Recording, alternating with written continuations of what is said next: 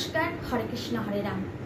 বাংলা ভাষার জন্য ভারতীয় বাঙালির লড়াইয়ের সঠিক ইতিহাস জানতে গেলে প্রথমে 21শে ফেব্রুয়ারির কৃত্রিম এবং অর্থহীন আবেগ থেকে বেরিয়ে আসতে হবে।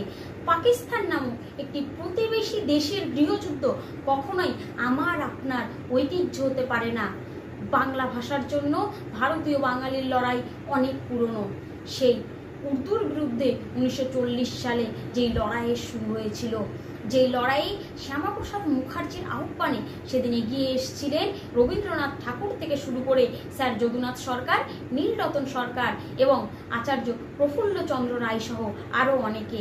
তারপরে একবার নয়, বারবার মানভূম থেকে শিলাচর হয়ে সাম্প্রতিক পশ্চিমবঙ্গের নানা স্থানে কখনো অসমিয়ার বিরুদ্ধে, কখনো হিন্দির বিরুদ্ধে, কখনো বা উর্দুর বিরুদ্ধে বাংলা ভাষাকে রক্তের বিনিময়ে লড়াই করতে হয়েছে।